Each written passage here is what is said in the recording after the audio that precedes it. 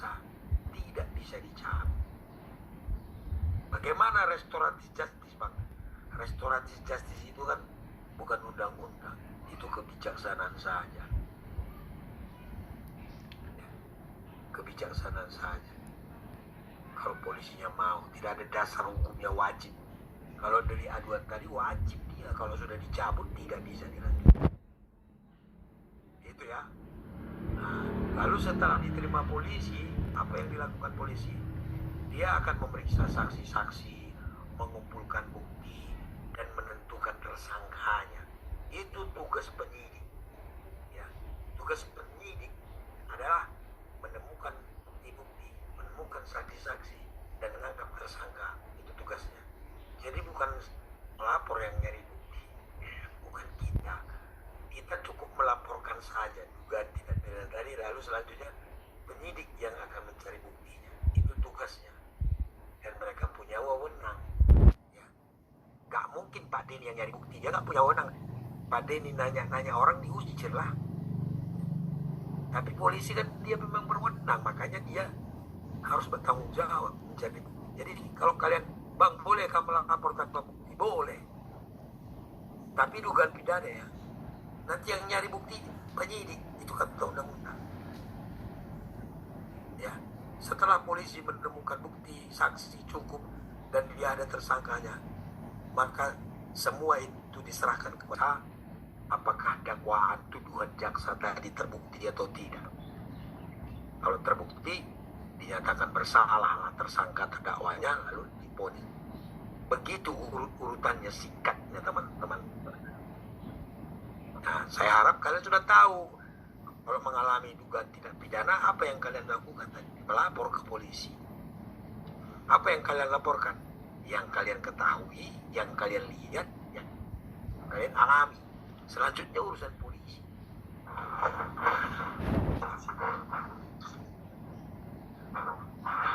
Nah, lalu ingat, semua harus ada bukti.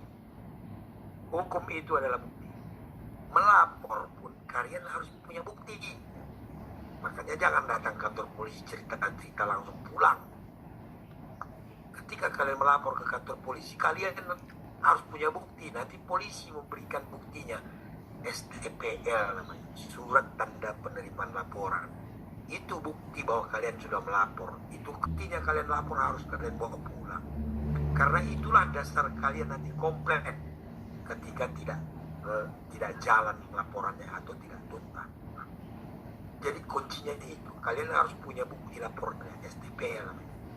Di dalam STPL itu nanti ditulis juga nomor laporan polisi. Kalau bukan itu yang kalian terima, berarti laporan kalian belum ada di sana. Bisa saja cuma pengaduan. Ya, kalau kalian dengar ada laporan pengaduan, pengaduan itu dalam arti informasi saja itu ke polisi. Kalau Bapak, pemberitahuan Bapak terhadap perkara saya, ya, desak dia. Kalau penyidiknya tidak mau, datangi atasannya, temui. Kalau perlu ditungguin di kantornya itu, tungguin di pintunya itu. Memang militan. Tadi saya sudah katakan, saya kembalikan lagi, Pak Denny ketakutan sama hantu. Demi anak, neneknya hantu pun dihadapi. Nah, demi kepentingan kalian tadi, tungguin di depan pintu rumahnya itu. Kalau perlu datangi ke rumahnya, ke komandannya. Kalau perlu ke Kapolres, kalau perlu Kapolda, kalau perlu Kapolri, kalau perlu ke presiden di depan rumah istana itu datangi. Bawa pamflet, tulis laporan saya di polsek ini tidak ditangani, bilang angkat bendera di depan gedung istana sana. Militan. Gak berani Bang ya, kalau gak berani terimalah nasib ya. Gak gimana lagi, karena negara kita belum siap memberikan keadilan kepada rakyat dan tadi kan. Terus kita mau gimana? Kalian nangis-nangis, gak ada yang nolong. Paling-paling kasihan deh lu, kata orang. Minta tolong sama siapa nih, sama si Aris, bayar ongkosnya. Saya ingin kalian tuh berpikir logika, jangan mengeluh-mengeluh lalu nyalahin orang. Ya, Saya ingatkan lagi, tidak ada kewajiban Aris untuk menolong kita. Tapi kalau Aris mau menolong, ya alhamdulillah, membela diri sendiri, membela teman, membela saudara. Dalam hal hukum bukan berkelahi.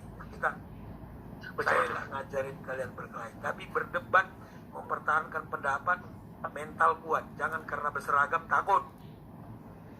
Hukum itu bukan seragam. Ya. Gak peduli kita itu pakai seragam apapun dia. Hukum itu tertulis di KUHP, ya. Undang-undang hukum acara, di undang-undang narkoba, undang-undang perlindungan konsumen. Itu hukum, bukan di seragam. Ya. Orang seragamnya ini pangkat banyak-banyak. Emangnya gue pikir kita hukumnya. Ya. Semua berdasarkan hukum. Itu pembukaan dari saya.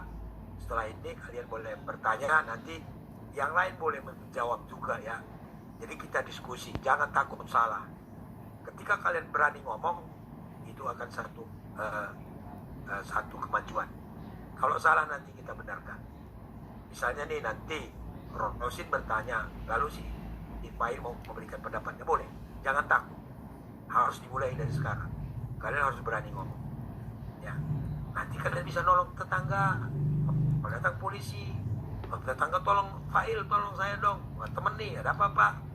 Apa yang bisa masalahnya Pak? Ingat jurus ular melilit, jurus kodok melempar buah, apa itu? Tanya dasar hukumnya. Pak, dasar hukumnya apa ini Pak? Apa salah saudara saya ini? Pasal apa yang dilanggar? Coba kita baca sama-sama. Begitu itu jurus ulang maut ular melilit. Kalau petugasnya goblok, terbingung dia. Suruh minum kopi, suruh pulang gitu ya.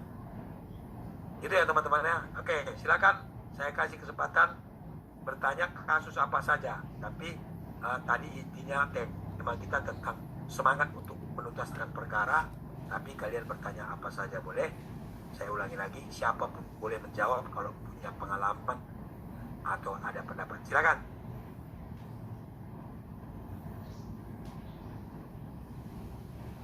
Izin Pak Panglima. Oke, Udin. Aceh ya, silakan. Para legal kita nih, mana kau? Silakan. Nah, ini Pak mau nanya nih kasus yang lagi viral sekarang ini. Yang apa itu, Din? pembunuhan warga Aceh itu, Pak. Waduh, aku belum dengar. Coba kau ceritakan dulu, jangan ngarang-ngarang. Ya, ceritanya di media gimana, Din? Barangkali teman-teman juga belum tahu. Silakan. Lagi viral sekarang ini, Pak. Jadi warga Aceh tinggal di Semarang, buka kios jualan kosmetik lah dia. Nah, menurut berita yang saya baca dari beberapa media, jam 5 sore dia dijemput sama oknum pas pampres. Nah, mereka berjumlah 5 orang.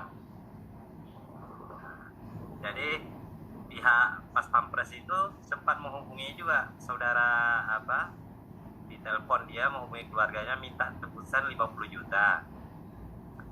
Sampai ada video rekaman pembicaraan mamanya juga itu dengan oknum itu, apabila malam ini tidak ditransfer uang 50 juta, besok mayatnya kami buang ke kali, katanya. Jadi sudah meninggal lah korban itu, mayatnya udah sampai ke Aceh. Cuma yang oknum itu saya dengar ada 5 orang dari media-media, cuma 3 orang yang sudah tertangkap. Jadi isu berikutnya sampai hari ini belum jelas apa permasalahan mereka itu. Oh, jadi itu ya ceritanya. Tetapi sudah pelakunya sudah 3 tertangkap, memang oknum ya? Ya memang oknum, termasuk di media di IG Hotman Paris juga ada beliau berkomentar di situ, Pak. Kejadian di mana, Din? Kejadian di Semarang, Pak. Oke, teman-teman ada yang mau komentar ini? Barangkali ada informasi baru, masukan yang tinggal di Semarang, Jawa Tengah.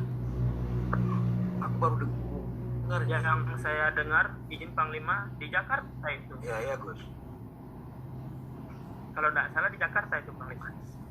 Jakarta apa di Semarang nih? Yang benar gimana nih? Ya, gimana Bang Odi? Menurut media, dia jualan di Semarang. Oh gitu? Hah? Ciputat itu, Ciputat, izin Bang. Infonya di Ciputat itu, toko obat ya, Toko sama obat kosmetik. ya. sama kosmetik. Orang Aceh memang biasanya jualannya toko obat sama kosmetik di Jakarta pun di mana-mana. Iya. Seperti itu, Bang. Ya, demikian. TKP-nya di Ciputat. Kau belum nggak yakin juga nih? Coba baca berita sekilas saja waktu viral kemarin itu, Bang. Nah, intinya ada kejadian seperti itu. Gila ya. Tapi sudah ditangani POM yang nangani apa polisi? Ya kalau Sudah POM yang tangani, dan tersangka oknum itu pas pampres itu sudah ditahan, 2 orang lah yang sudah ditahan. ya sudah, kalau kita tunggu aja lah. Kalau memang 5 pelakunya ya harus 5 kan, bukan bisa dikurang-kurangi. Emangnya diskon kayak di mall gitu bisa ditawar-tawar ya? Kalau pelakunya 5 harus 5, nggak boleh. Kita masyarakat ikut mengawasi. Nah, ada informasi sampaikan. Tapi memang beda ya teman-teman ya. Sama dengan kasus KPK yang nangkap TNI kemarin kan, jadi polemik juga kan. Karena TNI katanya dia mempunyai undang-undang tersendiri, ya, penanganannya oleh polisi militer. Sementara di Undang-Undang Dasar kita bahwa di sana dijelaskan setiap warga negara sama di mata hukum. Jadi ya, itu tadilah polemik ya. Suara saya kedengaran nggak? Kedengaran. Jelas. Tapi gini si Jaro bilang nggak ada suaranya katanya. Ada pulsanya keluar. Hah? Ada jelas. Berarti si Jaro pinjam HP orang ini. Jadi suaranya jadi yang lain yang masuk.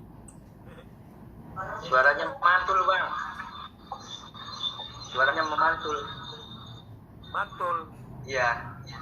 Di tempat lain mantul nggak? Enggak. Nah, berarti si Abing juga sama. Suara Dia pakai HP istri. Saya pakai laptop, Bang. Nah, berarti laptop tuh masih kredit kayaknya nih. Dia harus mantul dia. Tapi yang lain semua jelas suara saya. Mungkin ini nih. Apa namanya? Jangan pakai ini kamu, jangan pakai apa tuh handsfree. Kadang-kadang handsfree pun saya kalau pakai handsfree, saya beli mic ini teman-teman itu banyak tukar-tukar. Ya itu tadi harus yang cocok dia. Oke Din, makasih informasinya Din ya. Pak, sama-sama, Pak. Oke, yang lain silakan. Izin, Komandan Bebek pintar Ngomong nih. iki. Ibrahim, Komandan. Suaramu agak lenyap-lenyap ya. Ya, izin Komandan bisa Ibrahim. Oke, suara saya jelas ya. Jelas suaranya. Nah, suaramu, suara Ibrahim ini kayak lenyap-lenyap kayak di atas pohon. Coba ulangi lagi.